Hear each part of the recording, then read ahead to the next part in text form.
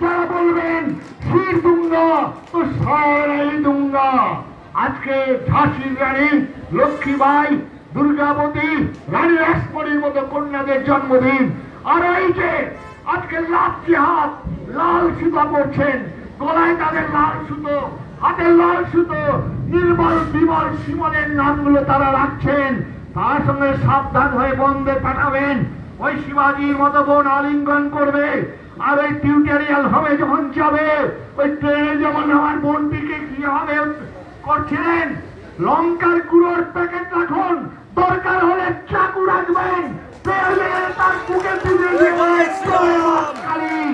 চিরদিনের মতো সমাপ্ত হয়ে যাবে। কোন দিদি, কোন দাদা আপনাকে রক্ষা করবে না। নিজেকে রক্ষা করার জন্য আপনারা হিন্দু হন, পোশাক পরিচ্ছদে হিন্দু হন, ভারতীয় হন। পূর্ণ কুম্ভ মেলায় গিয়েছিলাম, কত সাধু সন্ন্যাসী, কত তার ব্যবস্থা, 20 কিলোমিটার চওড়া আর 30 কিলোমিটার লম্বা। আর সেই কুম্ভ মেলায় পর্যাপ্ত ব্যবস্থা, প্রশাসনিক ব্যবস্থা, সেখানকার যোগী যে ব্যবস্থা করেছেন অকল্পনীয়। আর সেই কুম্ভ মেলায় কোন যুগ থেকে আসছেন শাস্ত্রীজি বলছিলেন, এই পুণ্যভূমি, এই ধর্মভূমি, এই মোক্ষভূমির প্রান্ত থেকে সেদিন আহ্বান করেছিলেন চিরন্ত বিশ্বের অমৃতস্য পুত্রাহা। আর সেই কুম্ভ মেলাকে নিয়ে আমাদের বাংলার তিনি বললেন এটা মৃত্যু কুম্ভ, যে এখন তুমি ইতিহাসের পাতা থেকে একদিন মুছে যাবে আগামীতে, কিন্তু কুম্ভ মেলা চিরন্তন থাকবে। ভারতবর্ষের সাধু সন্ন্যাসীদের হৃদয়ের গাথা থাকবে। যারা রাম নিয়ে সমালোচনা করছেন, জেনে রাখুন স্বামী বিবেকানন্দ বলেছিলেন, যতদিন ভারতবর্ষে একজনও ঈশ্বর অনুসন্ধানকারী হিন্দু থাকবে, ততদিন হিন্দুর হৃদয়ে রাম সীতার পুজো হবে। কোন আনন্দবাজার পত্রিকা, কোন সুজন চক্রবর্তী বাপের ক্ষমতা নেই এটাকে ন্যাসনাত করে দিতে পারে। আজকে ক্ষমতা নেই এটাকে ধ্বংস করে দিতে পারে। বিবেকানন্দ বলেছেন, যতদিন এই ভারতবর্ষের মানুষ থাকবে, ততদিনই ঈশ্বর মা কালী পাঠা খাবেন, শিব সারে চড়ে ঘুরবেন, কৃষ্ণ বাঁশি বাজাবেন। কোন মৌলবী মৌলানা, কোন ফাদার মাদার, কোন সিস্টার ব্রাদার্সের ক্ষমতা নেই ভারতবর্ষ থেকে এটা নাশাত করে দিতে পারে বন্ধুগণ। কিন্তু মনে রাখবেন, যতদিন ভারতবর্ষের হিন্দু ঈশ্বর অনুসন্ধানে রত থাকবে। কুম্ভ মেলায় গিয়েছিলাম, বহু বড় বড় সাধু সন্ন্যাসীদের আখড়া, প্রবচন হচ্ছে, প্রচুর মানুষ বড় লোকরা ধ্যান করছেন। কোন জায়গায় একটু হিন্দু ধর্ম সম্পর্কে আলোচনা ছিল না। একটা মাত্র সাধুদের আশ্রমে লেখা আছে হিন্দু ধর্ম খাতরে মে হ্যায়। আমি তাকে প্রণাম জানালাম যে আপনি একমাত্র অনুভব করেছেন বর্তমান ভারতবর্ষের অবস্থা, বর্তমান হিন্দু জাতির অবস্থা। ভারতবর্ষ ধর্ম নিরপেক্ষ নয়, ভারতবর্ষ হিন্দু ধর্ম বিরোধী রাষ্ট্র। আর তার জন্যই ওই শয়তান, যিনি আমাদের প্রধানমন্ত্রী হলেন, এই জওহরলাল নেহরু, সর্বনাশটা করেছিলেন তিনি। আর তার সঙ্গে যাকে আমরা জাতির জনক বানিয়েছিলাম, কি ভুল করেছিলাম। তিনি কি দুঃখে তিনি আমাদের মহাত্মা হবেন, কি দুঃখে তিনি আমাদের জাতির জনক হবেন। ভারতবর্ষের জাতির জনক ভগবান রামচন্দ্র। আর আগামী দিনে সেটাই হবে। তাই আসুন সবাই হাতে হাত মিলিয়ে, ছাতিতে ছাতি মিলিয়ে আমরা আগামী দিনের 26 সাল, কোন সমালোচনা নয়, নিন্দা নয়, সবাইকে এক হতে হবে, এক হয়ে আসতে হবে। আর বলেন দিলীপ দার গল্প, সব জায়গায় এটা বলি, সেটা বলেই শেষ করব, যে মা কালীর সামনে বলি হয় পাঠার আর ভেড়ার। আজকে হয়তো আপনারা ভাবছেন কুম্ভ মেলার অন্তে স্বাগত জানাবেন, প্রসাদের ব্যবস্থা হয়েছে। আমি বললাম খিচুড়ি তরকারি, বলে না, খুব ভালো ব্যবস্থা হয়েছে। সেদিন পাঠাটার এরকম আনন্দ হয়েছিল, পাঠাটাকে স্নান করিয়েছিল, ভালো ভালো খাবারের ব্যবস্থা করেছেন। পাঠাটা মনে করছেন কোনোদিন তো আবার এরকম স্নানও করায় না, খাওয়ারও ব্যবস্থা করে না, তো খাইয়েছেন। পাঠাটাকে নিয়ে যাচ্ছেন কালী মন্দিরের সামনে, হাড় কাঠ পোতাটাকে বাঙালি সবাই আপনারা জানেন। আর সেখানে মা কালীর মাথাটা ঢুকিয়ে দিয়ে পা দুটো টেনে এবারে মন্ত্র উচ্চারণ করছেন পুরোহিত। জয়ন্তী মঙ্গলা কালী ভদ্র কালী কপালিনী দুর্গা শিবা ক্ষমা ধাত্রী স্বাহা স্বাহা নমস্তুতে। মারছে কোপ, পাঠা ভ্যা। 1947 সালের 15ই আগস্টের আগে এইরকম একজন চণ্ডীপাঠ করে বলেছিলেন, if come in Pakistan shall come on my dead body. আর একজন বলছেন, demand for Pakistan it is fantastic nonsense. 1947 সালে আমরা পাঠা ভ্যা। আর এই পাঠাগুলোর অবস্থা দেখুন। বিলিপ্তার ভাষায় আমি জানতাম না, হিরণমহেন্দ্র স্বামীজি তিনি বলেন, কিন্তু লাস্টের কথা চিন্তা করুন, যে বলি দিচ্ছে আর যেটা বলি হয়ে গেল, বাকি পাঠাগুলো যে বাধা ছিল তারা নিজেরা ওই বেলপাতা ঘাস দুব্ব খাচ্ছে আর নিজেরা নিজেদের পাছায় গুটোগুটি করছে। পাঠাটা চেয়ে দেখ, তোকে যে মারছে তার পাছায় গুটো মার। পাঠাটার এই বোধ শক্তি নেই। 1947 সালের 15ই আগস্ট আমরা পাঠা হয়ে আমরা কেউ সিপিএম হলাম, কেউ আরএসপি হলাম, কেউ কংগ্রেস হলাম, কেউ বিজেপি হলাম, এখন আবার টিএমসি নিয়ে আমরা নিজেরাই মারামারি করে গুটোগুটি করে মরছি প্রত্যেকটা ইলেকশনে পশ্চিমবঙ্গে। আজকে মৃত্যু খুব বলছে কুম্ভ মেলা, আজকে পঞ্চায়েত নির্বাচনে 79 জন মানুষ মারা গিয়েছিল, গতবারে পঞ্চায়েত নির্বাচনে মারা গিয়েছিল 69 জন মানুষ। আজকে বলবেন না, আজকে বলবেন না।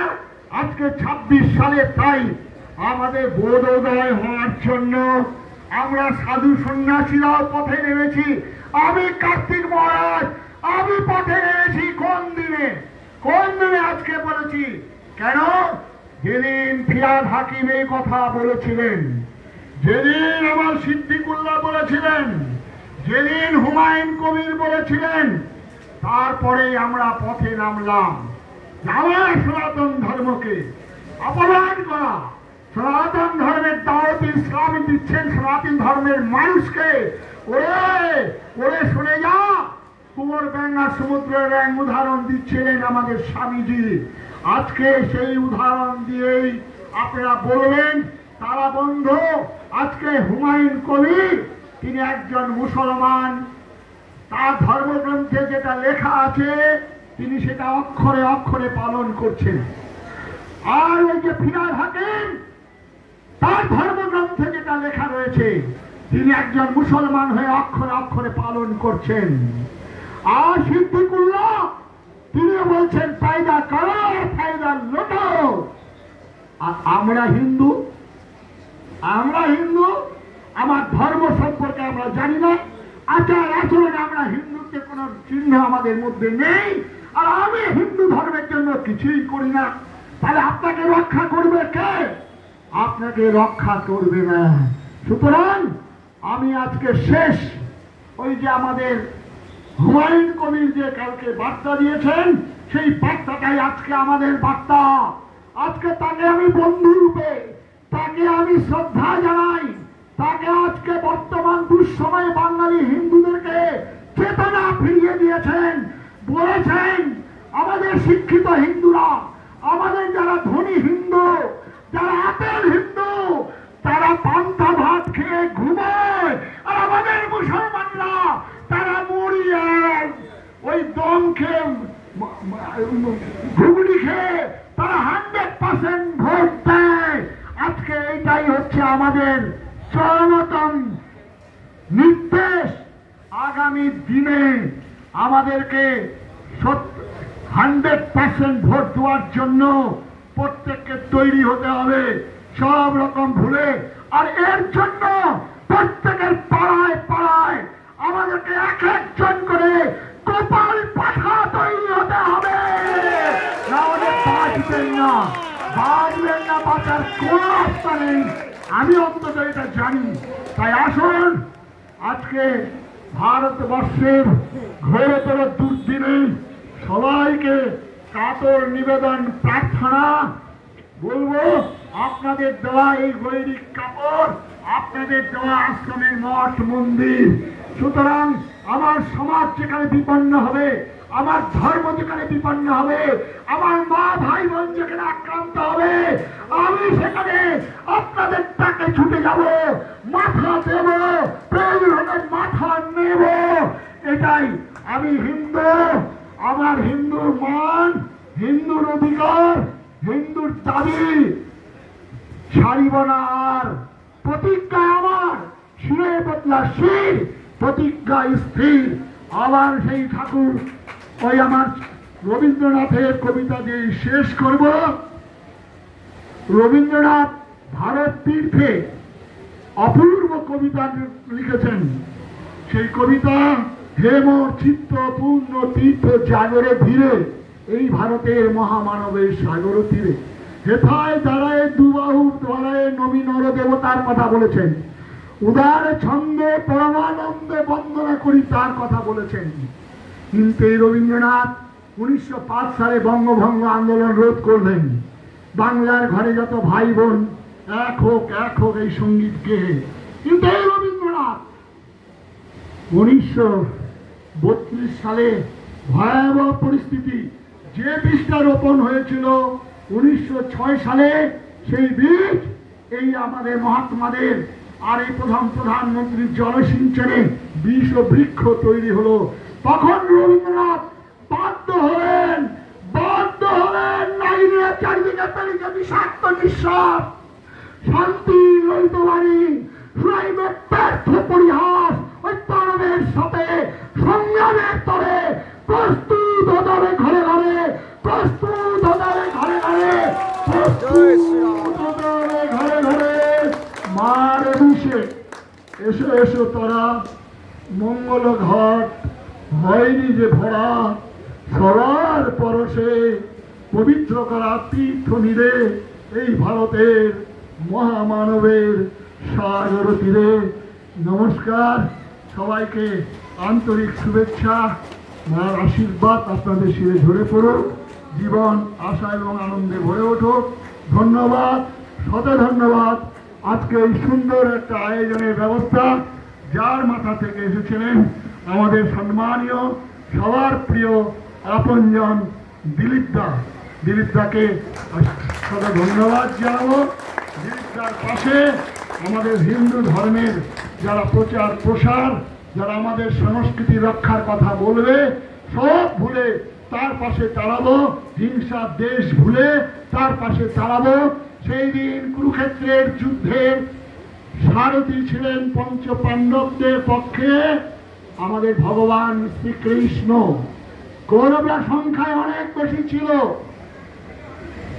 তাদের সঙ্গে ছিলেন ভীষ্ম, দ্রোণাচার্য, কর্ণ, শল্য। 18 লক্ষণী সেনার মধ্যে 11 লক্ষণী সেনা। পঞ্চ পাণ্ডবদের সঙ্গে ছিল সেনা কম, তাদের